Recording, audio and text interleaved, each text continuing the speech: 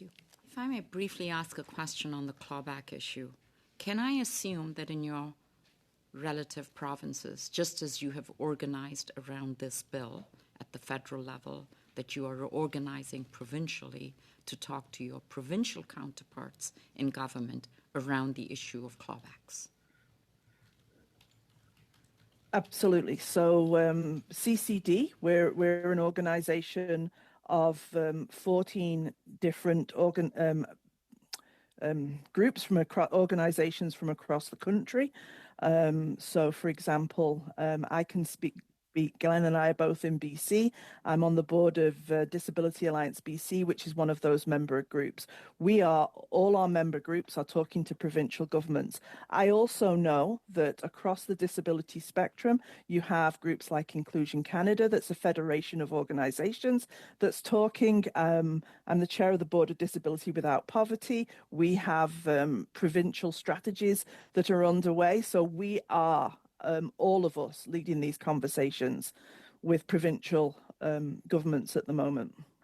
The minister yesterday in her presentation to us said that she's drawing a red line on clawbacks. No clawbacks. That's a position. It's an admirable position.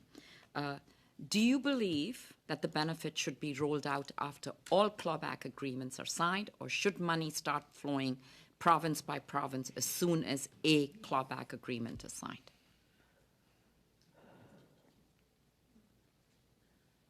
You can get back to me later on this one. Personally, my opinion would be that the money should start flowing as soon as possible or sooner.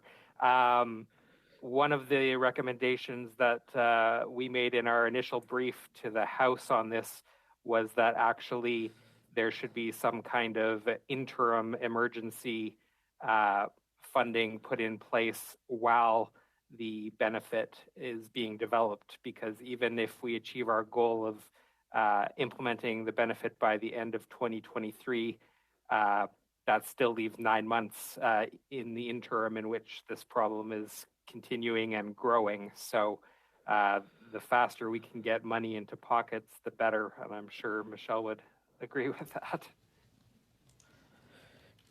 Yeah, I do agree. I think it's very complicated at any point for us to say to leave people in other provinces behind, but we have to get relief flowing at some point in some way. And, those complexities. As I say, I understand and I deeply agree with the minister's red line.